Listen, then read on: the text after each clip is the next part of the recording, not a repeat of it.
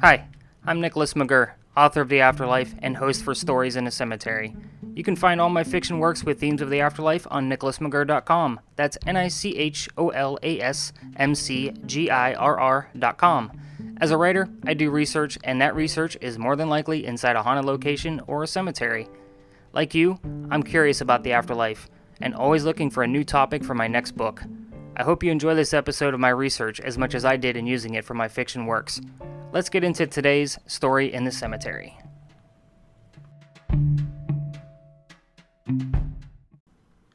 Welcome, first-time listeners and followers of Stories in the Cemetery. I'm Nicholas McGurr, I'm your host, and today is a very interesting story.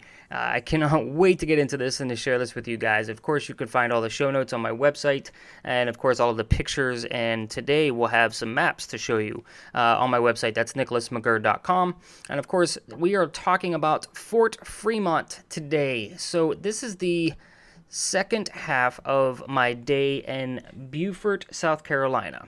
And if you didn't get a chance to listen to episode 8, go ahead and go listen to that after this episode. Doesn't matter which order you listen them to. But this is the second half of my day. We got there later in the afternoon. In the first part of our day, we explored Old Sheldon Church. So when I was, looking for places to explore, I wanted to obviously head to Old Sheldon Church. I had heard a lot about it, and I wanted to research, but I didn't want to just spend a whole day there. It's a couple-hour drive for us from Charleston, and I wanted to make sure my time was well spent, so I looked for another location. I wanted something a little bit off the beaten path, something that wasn't so popular, but had some history and some haunting stories behind it. So we discovered Fort Fremont Preserve. So our GPS, guys, and I'm just going to dive right into the story with this one because there's a lot going on here, and I really want to get into it and share this with you guys. It's pretty awesome. So our GPS didn't take us to the front gate of Fort Fremont, and we all know how great GPS units can be. So what it did is it took us down a side road called Land's End, which kind of goes through a little wooded area and a little bit creepy, a little on the scary side. But it's kind of like a beach resort area. I don't want to say resort. It's kind of a getaway. I'll use that term. That's a little bit more accurate. So it's a little getaway area down kind of like a dirt road. And Land's End actually has like its own little haunting story, but we're going to get into that here in a minute. But when we got out of the car, we discovered that we weren't at the front gate. So the folks that were with me, in case you didn't listen to episode 8, I had my wife April with me, a third party to handle, my phone and some of the devices that we were using, and of course Byron, my dapple dachshund, was there with me, as he goes with me just about everywhere. So here we were. We get out of the car, and there's no entrance to go see the fort. Just kind of frustrating. So we noticed go down the road a little bit, and there's some water. We knew that we were going to be near some water. We didn't realize how gorgeous this place was actually going to be. So I walked down, and there's a small beach. I couldn't believe it. It was absolutely gorgeous. There's nobody there. Maybe a couple 100 feet wide.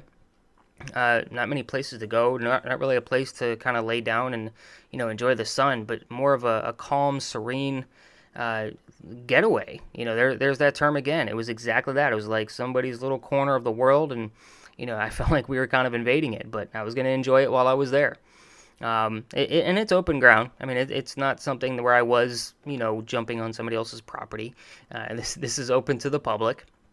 We did take some pictures while we were there, so make sure you head to the website to see that. But as calm and serene as it was, all we could hear were the waves crashing in.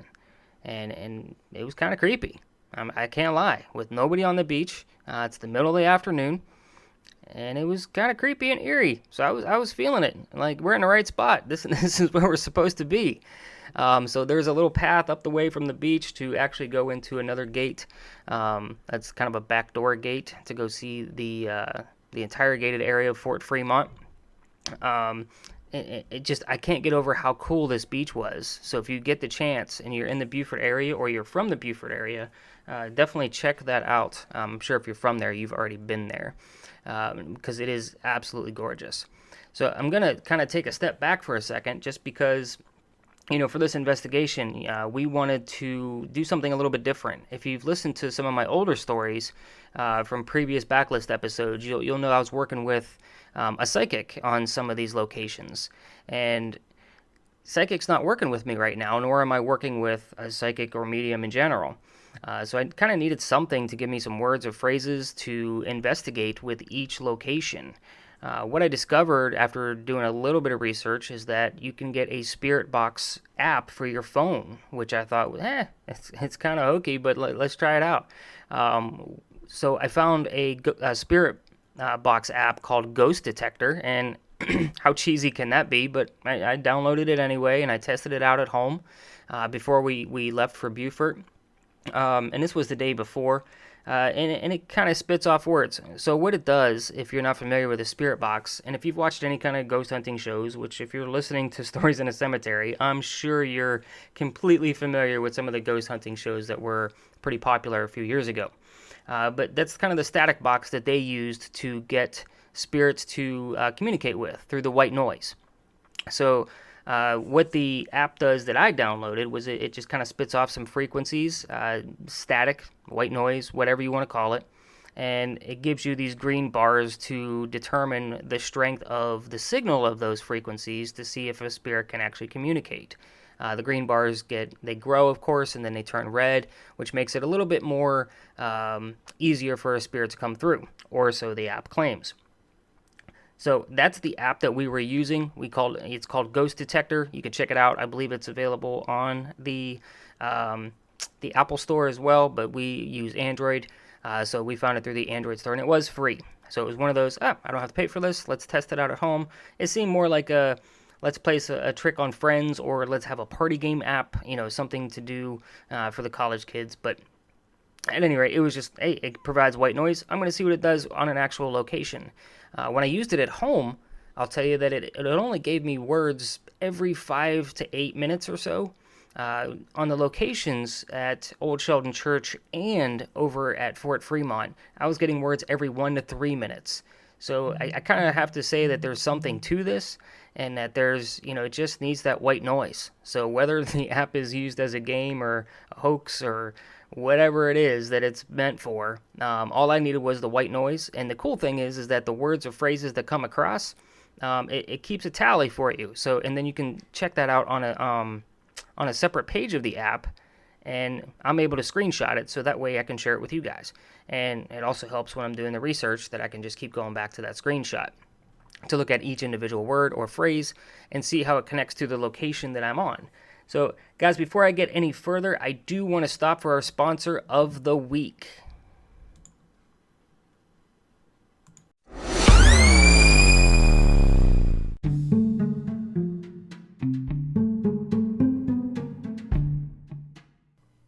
Hey guys, this week's sponsor is The Life Tree, a novelette about reincarnation into trees. It's the first in the series, and you can get an audiobook copy of it right now by going to my website at nicholasmcgirr.com. That's NICHOLASMCGIRR.com, and go to the Tell Me a Story tab. That's it. Tell me a story of an experience you've had, and I'll send you a free copy of The Life Tree. You'll also get updates to my blog, newsletter, and this podcast.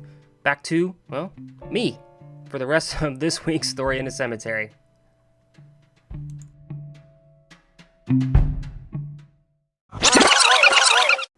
Alright, we're back. So, we're going to continue on with Fort Fremont. Guys, this is great stuff, and I can't wait to get into the rest of this for you.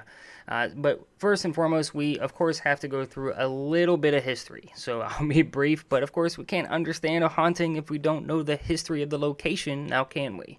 So, guys, the fort was one of 6 that was intended for the Spanish-American War. So, it was built in 1889, and then it was pretty much closed down by 1910, and it was sold off. But I want to say, through some of the research that I discovered, it was really only manned by soldiers for about 10 years. But it housed 3 different disappearing cannons, 2 of which were given to France during World War I, and the other was sent to New Jersey.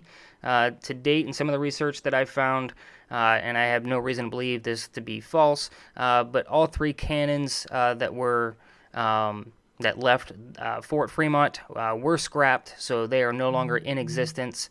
So there's nowhere where you can actually go to see these awesome cannons that I'm sure would be amazing if they were still intact. But this particular fort, even though it was one of 6 meant to protect, the border, it was never under attack. Nor was it really used in the Spanish-American War. And if you ever visit this place, you can kind of see why. It's kind of hidden. It was meant to, protect the Port Royal there, and just it was a just-in-case type area. But it did house about 110 soldiers. And there was a lot of facilities on the premises. It covered over 70 acres, of land. And some of the buildings that were there, there was a bakery, a hospital, a commissary. The list goes on and on. I didn't even list them all on my website through all the research that I found, just because there were so many types of buildings there. It was basically like a small village. But 70 acres, that's a pretty large, vast area. So, but all of this was meant to protect Beaufort from the threats of the Spanish-American War. However, it never got the chance to do that. So, the hauntings. There's a lot of claims here. There's a lot of stories. There's a lot of different types of hauntings. When going through some of the quick research of what I found, when looking for the location itself, trying to find a new place to investigate. One of the first things I found was a YouTube video and there's a link in the show notes on my website. You'll find it. But I found it super interesting because that's where I got the idea for the Spirit Box app. This couple was on the grounds and they were hearing words come through, and a lot of really cool stuff that I was like, oh, I got to go check this out. The words that they had come through, which were completely different than what I've gathered from the app that I used. They had words like chemical, no one, spirit, Charles, and this is one. So I thought that one was pretty interesting, but again, I didn't really find anything that would claim who that person would have been. The video that they shot was fantastic, and again, please check it out. The link is on my website. I'm by no means, guys, when I give you guys materials like this, I'm not an endorser of any products or anything other than my own books, which I'm sure you gathered. I'm just giving you good information of how I go through this research to kind of connect the dots and what I find to be relevant to the material that I'm covering. So again, check out those links. There's really cool stuff in there. But another claim is that there was a fist fight on the grounds of Fort Fremont between soldiers and some locals over moonshine. And this fight, apparently everybody survived. It wasn't necessarily any kind. It said a fist fight, so I can't imagine that there was weapons there. But they claimed that somebody was beheaded over that fight by the name of Private Frank J. Quigley. There's a lot of legends wrapped around Quigley. This being one of them, where he was part of that fight and he was the only one that did not survive, and he was beheaded.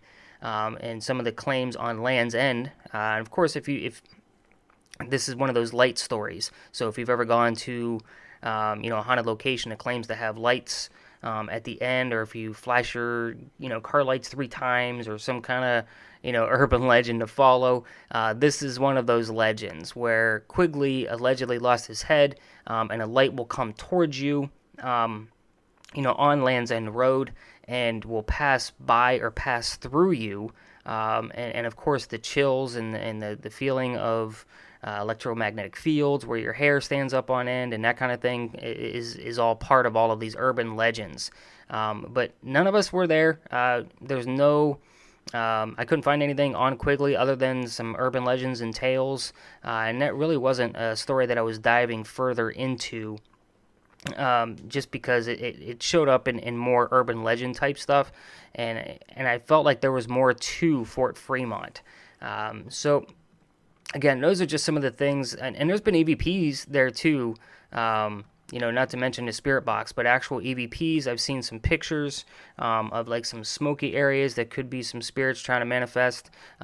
Really good stuff. Some really good investigations have come out of this place, and I could see why. I mean, it was completely creepy. But I want to get into the little bit more personal piece of this, and this is where things get super interesting. So hang in there with me. When we were crossing over that beach that I was talking about earlier, and we crossed the gate, I started to get a migraine. And I get migraines on one side of my head, and they can get pretty bad, but I hadn't had one in a while. And I really wanted to see what the rest of the grounds look like, and I wanted to continue looking, so I kind of fought through it, and I kept going. But as I got closer to the front, because when you go into that back opening, you're kind of walking down a long wooded area behind the fort, and then you have to kind of circle around to the front. And the closer we got to the front of it, the worse my head was getting. I mean, this migraine was kicking my butt. I mean, it was really, really pounding. My eye starts to water. Like, it was bad. I got to the point where I actually had to sit down and kind of take a breather. I was sweating, and it was a pretty bad migraine. And I hadn't had one in a while. And I'll be honest with you, I haven't had any since. So normally migraines, if you have them, which most of the public has migraines these days, you know that they come in spurts depending on the season. I haven't had one, especially to this capacity in quite some time, and this was the last one that I had. And this was just, I don't know, about 6 weeks ago that I actually went to this location. But I had to sit down, and Byron stayed with me.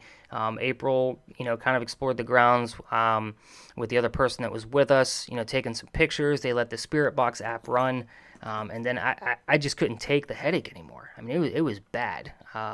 So April took Byron's leash, and, she helped me to the car. And guys, I'm only telling you this because this is where my investigation started to get a little bit further. I wanted to find out if there was a personal connection to Fort Fremont and what actually happened to me. Now, if you've gone to some haunted locations, there's been, you read about them. People get headaches, or they get the shakes, or they vomit. It can have a personal effect on the body. It really can. And to be honest with you, this was the first time that something affected me like this. And that's why this actually got exciting. And I know that sounds weird that I was ill, yet I was excited. But there was definitely something there that was kind of causing this. So again, once we got back to the car, it took me about 20 minutes to get my composure before we could get back on the road again. But again, as I started to walk away from the fort, I can start to feel it ease up a little bit. So something was definitely kind of going at me like that. I don't have any other explanation for it, but besides that just yet, I don't want to reveal anything. So I do want to go straight into what the Spirit Box app was finding. So make sure you head over to the website to make sure you see that screenshot. There were 9 words on there. I'm going to go through them just because I was able to find relations from 6 out of the 9 words that it gave us. So not too shabby. I mean, that's some pretty good ratio right there of finding some connections to each of those. So the 3 words that I couldn't find any relation to were the words January, warrior, and tea, as in like drinking tea.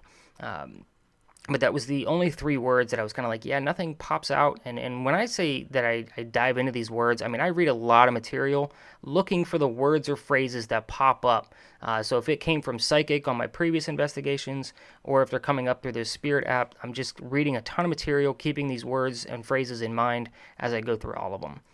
So the word 3 came up. I connected this term to the 3 cannons that were stationed at the fort, and that was the first word that popped up for us. The term friends popped up after that. And there's an organization called Friends of Fort Fremont that preserves the land and educates on the history of the land. So I also noticed that there was 3 F's in the title, Friends of Fort Fremont. So to me, that was kind of ironic. Might be kind of a stretch or a reach there, but I don't know much about this organization, and I'm sure like they're doing some great work for the fort, making sure it's cleaned up after hurricanes and things like that. But the word friends, it was just kind of ironic. It was one of the first Google searches I came up with. Soldier came up. That one's pretty obvious because there was over 100 soldiers stationed at Fort Fremont during the Spanish-American War. But the three words that I'm going to go and tie them all together, this is where it gets super awesome. There's three words: raid, weak, and rocks. That I was kind of like, yeah, something's... Yeah, let me start diving into this and see what I come across. Now, when I was doing this, I kind of came across all of it all in one shot. So I had to go a little bit further into the history of the lands to be able to find this material, but the whole area of Beaufort, St. Helena, all of that area, kind of get muffled together when you start researching it, because it's relatively close to each other, and of course that land area was involved with a lot of wars. So what I found, and this is where it gets crazy, it's known that Harriet Tubman led a raid of Colonel Montgomery's men to the Combahee River just across from Rock Creek to weaken the rebels' army camp, and freed over 700 slaves in June of 1863. Now, if you don't see that connection, I don't know how else to show you how that all just came together in one big giant pile for me. Now, where I came across this was in scenes in the Harriet Tubman. I did read that she, led a raid, and when you do raid of Harriet Tubman, this story comes up. But in the book, Scenes in the Life of Harriet Tubman, on page 85 and 86, you will find a letter that she wrote in order to be compensated for this raid. And this is where I found the confirmation that I needed that something else was coming through with this Spirit Box app. So from the book it reads, "We weakened the rebels somewhat on the Combahee River by taking and bringing away 756 head of their most valuable livestock, known up in your region as contrabands, and this too without the loss of a single life on our part, though we had good reason to believe that a number of rebels bit the dust. Of the 756 contrabands, nearly or quite all of the able-bodied men have joined the colored regiments." Guys, seriously, Harriet Tubman, what luck do I have that somebody as legendary as Harriet Tubman is going to come through research, at least the research on that I chose to go and take a look at, and just out of sheer curiosity. Now, you're probably thinking, Nick, that might be a stretch, and it might be. Guys, I would love to think that I came across the spirit of Harriet Tubman, a legend in this country. A legend. Harriet Tubman, seriously. Like, I couldn't believe the stories that I was reading when I started going through this. So guys, make sure you go to my website, take a look at the map. I brought it up for you. You can see Fort Fremont, Combahee River, and Rock Creek, all within relative area where Harriet Tubman was able to lead this raid for Colonel Montgomery. Guys, I want to know what your thoughts are on this, but there's a little bit more. So I would love to think that Harriet Tubman came through. Don't get me wrong. But I wanted to dive in a little bit further. So I did look into Harriet Tubman a bit more. I also found out that she suffered from migraines and seizures throughout her entire life due to a riot that happened when she was just a girl. She got hit in the head, and she stuck with these migraines and seizures. They were spiritual for her as she grew closer to the religious values that she had. If you know anything about Harriet Tubman, she was very religious, and that's, the things that she preached and she taught about, and getting all of those, slaves freed during the war. So, guys, the migraine, obviously, a big connection for me. I want to know what your thoughts are. For me personally, this is a lot like looking back at my Litchfield plantation investigation. What happened there was I went in looking for one ghost based on the legends, and then I found something else. It was pretty simple. And that's exactly what happened here. I felt like I had to go back a little bit further than some of the ghosts and legends of, what Fort Fremont has online. And, I loved reading about the other investigations from, these other groups, and watching the YouTube videos. I think everybody has done, a lot of good research on this location. I'm going to hold this story, and that's why I'm going to publish it the way I am, with the whole Harriet Tubman piece added into it. I think it adds a different flair. And guys, it went personal for me. I felt a migraine, one of the migraines I used to get in depth, with the pain that came along with it, while I was at that location, and then felt it ease up as I left. Guys, my migraines used to last for hours. I was there maybe 30 minutes, if that.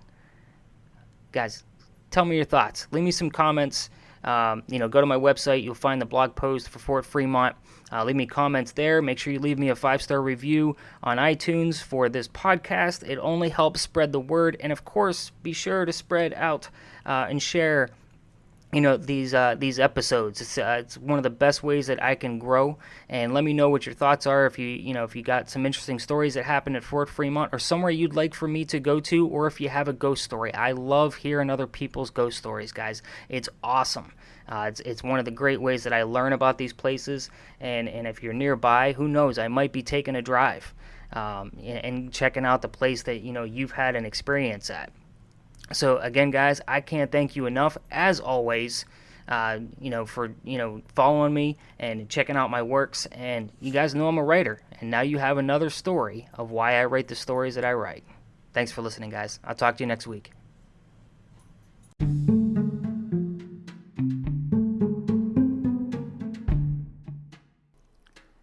Thanks so much for listening to today's Story in a Cemetery. Be sure to check out the show notes with pictures and bonus audio sections on nicholasmcgirr.com. As you know, I'm a writer, and now you have another story that inspires me to write my fiction works. Be sure to share this episode on your social media or leave me comments on the Stories in a Cemetery Facebook page. I'll see you next time with another Story in the Cemetery.